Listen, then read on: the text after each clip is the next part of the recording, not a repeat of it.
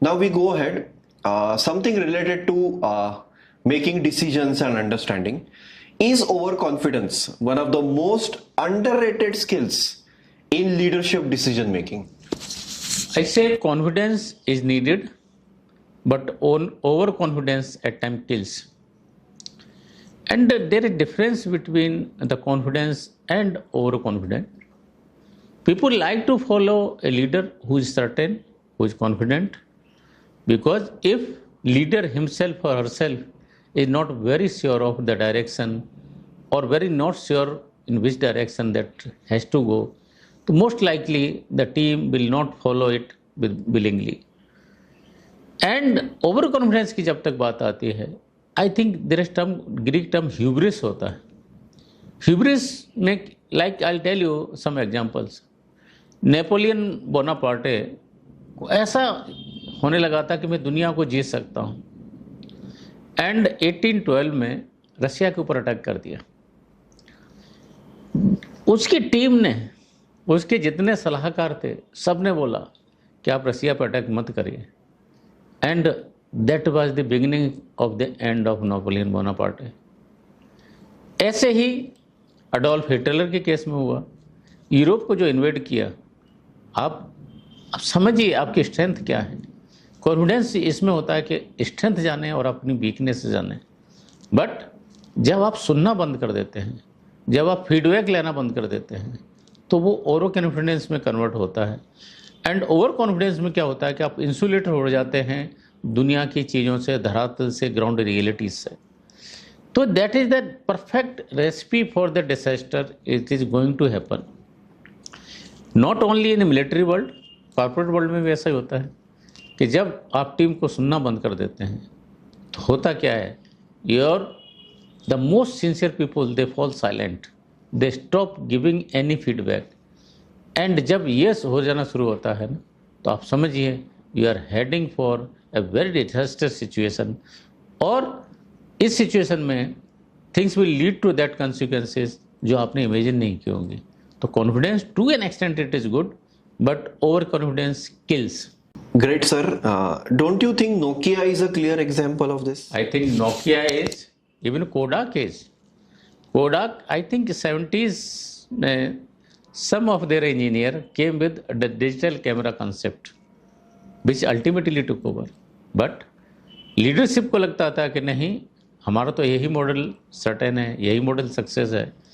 तो प्रॉब्लम क्या होती है कि the way we have been doing certain things, मैंने तो ऐसा ही किया है एंड ये सक्सेस है, ये फॉल्स सेंस ऑफ प्राइड देता, फॉल्स सेंस ऑफ डायरेक्शन देता. And that is where most of the leadership और most of the top leadership fails, because आपने ग्राउंड रियलिटीज़ से कहीं ना कहीं सीखना बंद कर दिया है. आपने जो चेंजेज हो रहे हैं, टेक्नोलॉजिकल चेंजेज हो रहे हैं, सोशल चेंजेज हो रहे हैं, वहाँ से आप दूर चले गए हैं. तो होता क्या है कि जो आदतों की वजह से आप लीडरशिप पोजीशन में आते हैं, वो डिसाइसिवनेस, वो सिंगल हैंडेड अथॉरिटी, समटाइम्स क्या होता है कि उस वजह से जब आप टॉप में पहुंच जाते हैं, आप सुनना बंद कर देते हैं, आप समझना बंद कर देते हैं, आप कोलैबोरेट करना बंद कर देते हैं, आप टीम के साथ मूव करना बंद कर देते हैं. एंड सूनर और लेटर आप उस सिचुएशन में पहुंचते हैं when you realise it is too late. Then Nokia happens, then Kodak happens, then Napoleon Bonaparte happens. Thank you, sir. Just one last on this. How do you detect whether you are being confident and you take care that you don't become overconfident? I'll tell you कि आप ज़मीन से जुड़े रहेंगे ना, जब तक आप ज़मीन से जुड़े रहेंगे शायद इसका खतरा कम होएगा. तो ज़मीन से जुड़े रहना, टीम से सिंसियरली, ओपनली, ट्रांसपेरेंटली जुड़े रहना, and the most important things in any team interaction जो आता है वो साइकोलॉजिकल सेफ्टी का कंसेप्ट आता है कि जब आप टीम को बोलने की आज़ादी देते हैं एंड उसमें ये एश्योरेंस रहता है टीम को, मेंबर्स को, कि आपके जो इनपुट हैं, आपका जो ओपिनियन है, ये without any harm to you, means there are no consequences, you can be punished for your opinion. If that comes in, that psychological safety comes in, I think that is the safety wall every leader is supposed to have. और जब तक वो safety wall allowed रहेगा, team आपको आके बताएगी, team आपसे discuss करेगी, ओपनली डिस्कस करेगी. समटाइम्स क्या होता है कि हम डिसेंट को इनसबॉर्डिनेशन मानना शुरू कर देते हैं. Dissent is not insubordination. I always say agree to disagree.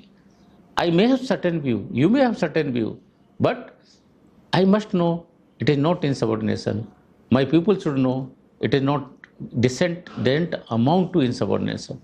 जब तक लीडरशिप को डिसेंट और इंसबॉर्डिनेशन में, जब तक टीम को डिसेंट और इंसबॉर्डिनेशन में फ़र्क महसूस होता है, जब तक आप फीडबैक लेते रहते हैं, जब तक आप ग्राउंडेड रहते हैं, I think you can balance it और at least you can prevent anything major happening from it. Great, sir. I think we are learning a lot on leadership. These are really challenging questions, and we are getting amazing amount of knowledge. I am a trainer myself, and the one question that I come every time in training programs, कि I am a manager, so I have a title, so I am a leader. So, question related to this, and it's very difficult to answer. If leadership truly depends on a title, why do many organizations fail despite having experienced people in charge? I'll tell you what happens. The way managership is done or the way promotions are done, most of the time the leadership is not taken into account. That is unfortunate part, but that is the way things happen. Sometimes what happens, you are very good worker and you perform in that capacity excellently. But what we need to realize, there are two different functions. Whether I am able to do anything alone, और जब मेरी position elevate होती है तो वहाँ पर competence और subject competence के अलावा आपकी जो लीडरशिप स्किल है कहीं ना कहीं वो नहीं अकाउंट में आती हैं. एंड होता क्या है कि लोग प्रमोशंस को, टाइटल्स को लीडरशिप मानना शुरू कर देते हैं. The fact is other way round. जो आपके टाइटल है, जो आपकी पोजीशन है, वो एक रैंक दी गई है आपको, एक पोजीशन दी गई है. और लीडरशिप जो होती है वो बिहेवियर होता है दोस्तों. लीडरशिप एक पीएनबी में हो सकती है, लीडरशिप एक आम आदमी में हो सकती है, लीडरशिप एक मैनेजर में हो सकती है. But every manager will be leader, ये मिथ है, मिसकंसेप्शन है. तो लीडरशिप इज ए बिहेवियर दोस्तों. आपका आचार क्या है, आपका विचार क्या है, आपकी क्रेडिबिलिटी क्या है, आपका डायरेक्शन क्या है, आपका सोच क्या है, आपकी विजन क्या है, ये लीडरशिप होती है. Not necessarily every person who is promoted, every person who is manager, every person sitting in higher position will be leader. ये मिथ है, इससे बड़ी मिथ और कुछ होती है. What can be the solution to this? Maybe if I can say, before promoting a high performer, we must train him to become a good leader. I think that is very valid suggestion, and every corporate policy should imbibe or should incorporate